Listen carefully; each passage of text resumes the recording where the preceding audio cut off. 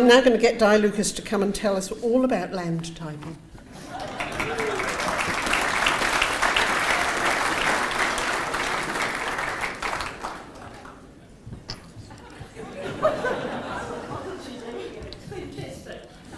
Some of us are ahead of our time, aren't we?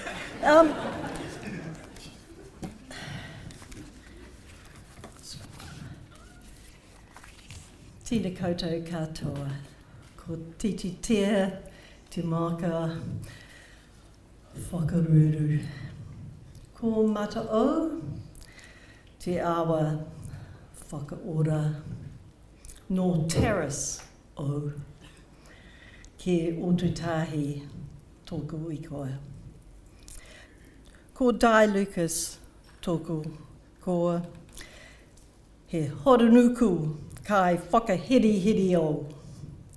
Nō reira, tina koutou, tina tātou koutou. A lot of you know I come from Terrace. It's lovely to be here, and I'm thrilled to be here with this topic, but life's a little busy. You probably think I should have retired, and you probably know I'm quite fond of Marimiko, and I've got a notebook to write my speech in, but it's got nothing in it. So, I've got a PowerPoint. Land typing. People will know that, well, I resigned from working for government and set up my practice in 1979, and I resigned from government because I disagreed with what the Māoridom government was doing, but very soon they appointed me to an advisory body. Seems to be a slight thing. And so I was on the policy body that resulted in the Ministry of Environment being set up. And there was, I was trying to get landscape recognised, the landscape resource of Aotearoa recognised, and there was this superficial landscape assessments happening around New Zealand that were just the superficial visual, and I was very distressed about that. Because the landscape, we're so lucky as a profession. It's about our past, our present, our future, nature and culture, everything interwoven. And we work with that. It's not some superficial photo from a vehicle going past stuff. You know, it's complex, and we have a wonderfully complex country. So when Lincoln asked if I'd do the first masters, as well as teach something like 20 hours a week, I agreed because I wanted to explore how could we address landscape assessment, landscape understanding better. And I did my thesis on identifying acceptable vegetation change in high country landscapes. And it was part of that, and looking at the complexity of our country, that we can't possibly have enough data on every location, that we need typologies, we need to have methods that enable you to zoom in where necessary, but have the understanding at a bigger scale in the context. And it was in that work that, it took me a few years ago, I became a regional councillor and a few things in between. I started in 87, or 88, the survey, started Masters 87, 88, set up to the typology of the different types of land and did a public survey. And from that, I found it really useful for looking at how we might address our things. So a few years on, and I think it was right. And so we, in 1993, the first regional landscape study under the RMA, ECAN asked Boffa and Lucas Associates to undertake that first landscape study. Alan Rackham leading their team and me leading ours. But they wanted my method, which included the typology. And so we mapped Ian Lynn, crucial person, geomorphologist in our team. And we developed various scales of mapping the types of country of Canterbury, from broad landscape types down to different scales. And it's been great. That's been really, really useful for all these decades. And it is, it involves mapping, it involves a description, of course, and models and charts. And that is to inform that typology, so you know the type of country. So it's not about a place and relationship with place. It's not about people. It's about the underlying character of the land. It's just a tool to underpin planning, design, everything. It's a tool to underpin. So the charts, you divide each land type into different landform components, and they are, you recognise the different geomorphology and so on, and natural vegetation belonging there. And so we did that for the 44 land types of Canterbury that we did back then in 1993. And that's been variously teased out, so you can window in to finer scales. And you start with a broad scale, and we've got everything mapped at the 1 to 250,000 scale, and down to a 1 to 50,000 scale, and then down to landform components where that's needed through time. And that's been great. And so what we've done is we're now uploading everything, not just for Canterbury, but we're looking the whole of Aotearoa to compile a land type basis so that all of us can have a land type basis. So we did Queenstown Lakes District also in the 90s. We did the whole of Bay of Plenty in the 90s, Waitakere. It was lovely hearing Gary, and I think about, we did the land typing for Waitakere back in 25 years ago, and I hope that plant guide that came as part of that has been helped make that huge native resource there in the city. So all of those scales, so this will be on a publicly accessible website for you all to use. I've deliberately done that so that it's available for everybody. And it's been great that areas of Aotearoa that have been done by other practices, Boffa School have had done, councils have had done, we'll put them together, and so that we can address it all efficiently. So there's all the data that goes in, and then you can window in where, when and where that is developed. So some of you in the room know that with Christchurch, back in the 90s, we did that fine-tuned mapping to take down to the landform components and develop a native plant guide for the city. That's now all digital, and we put it, lovely, the City Council, let me put it on the City Council, Christchurch City Council website, so you can put your address of your site in. It comes up with what are the native plants of that site. And so that's all in there, and that's, you know, a useful tool for us all. And of course, in my approach to landscape, the marine is also landscape.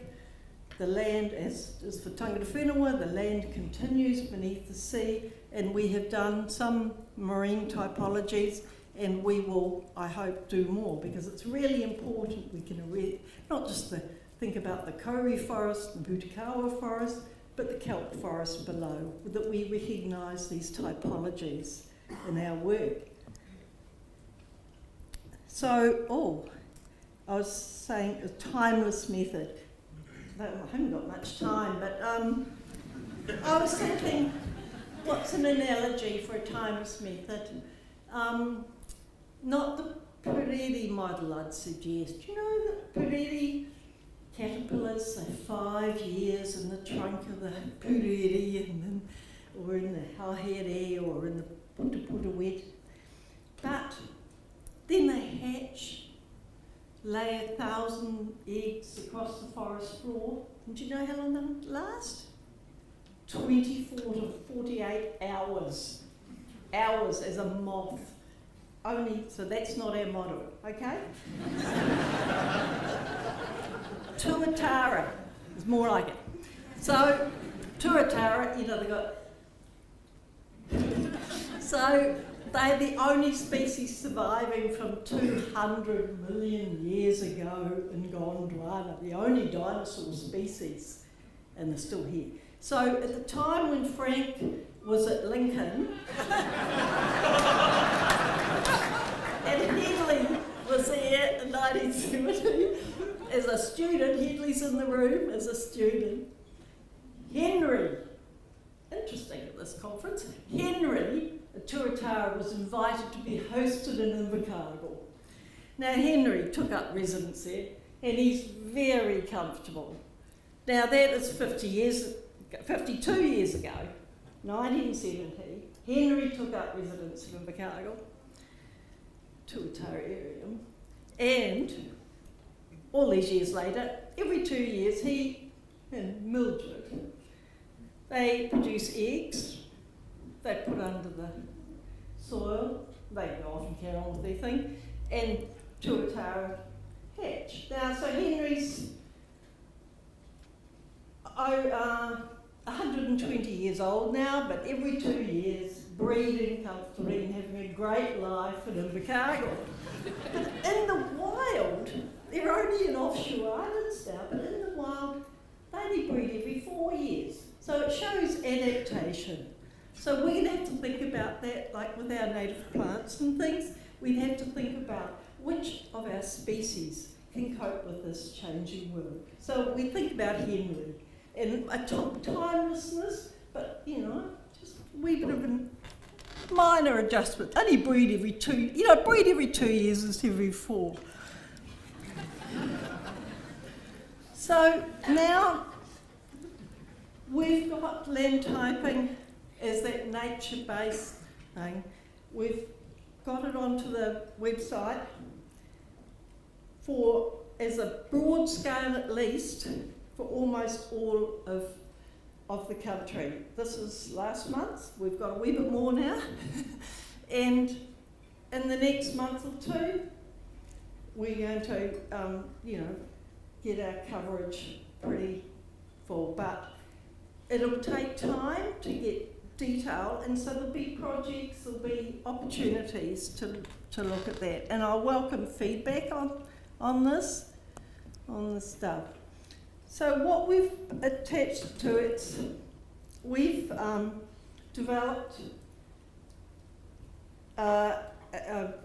it's a charitable trust, and it's a land plan, whenua ora, and it's providing an free online tool for people to use for land planning, particularly farmers.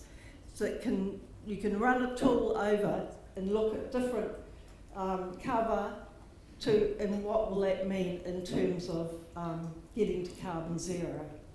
So this will be available for people to use. We've got the pilot out being tested at the moment, and colleagues will be able to use this tool to help us. Because we all know, and it's been talked about by Richard yesterday, by Gary today, we need to change, and we all know with farm planning and with all of these things, we need to be moving more to mosaics.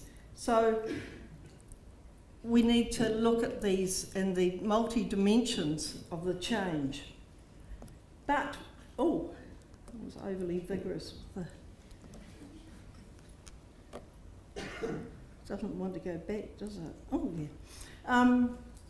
We also need to, and I was disappointed Richard didn't yesterday, that we have to be responsible in looking at wildfire risk being a massive part of the change as well.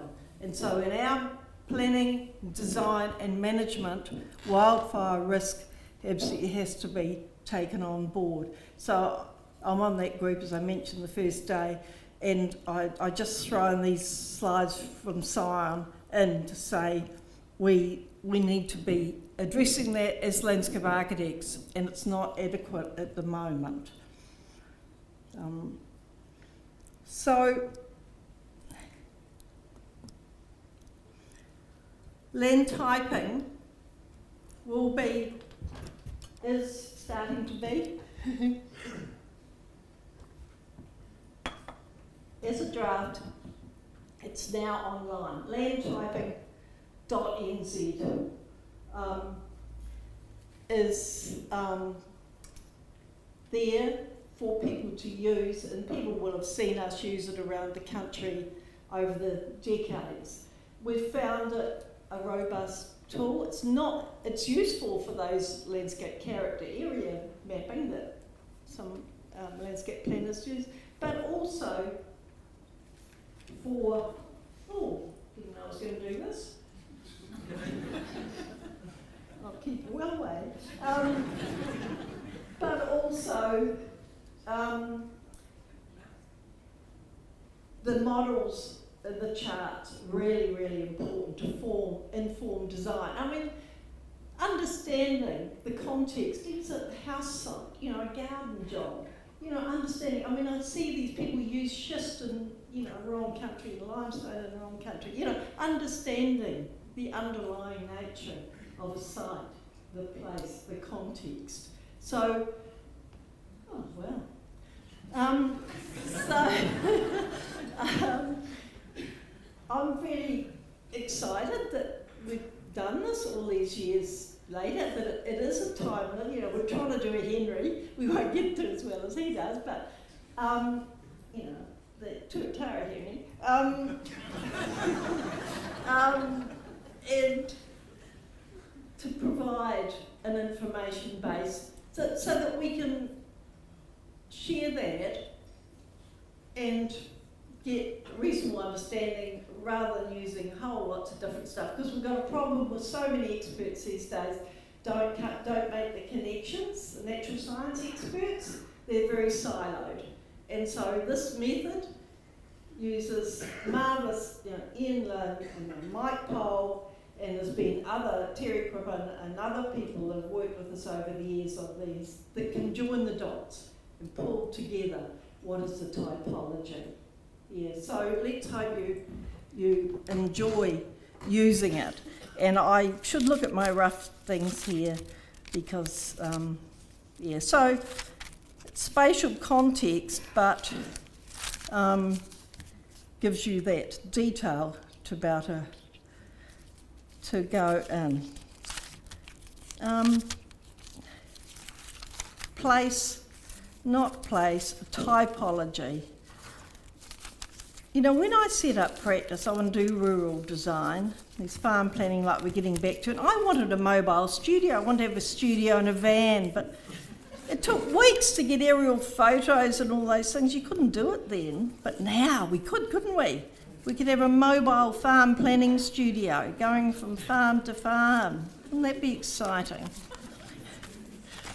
So I'll drop it there and say I hope that the tool proves useful, and I welcome feedback, and we need to zoom in detail more places through time. Okay, thank you.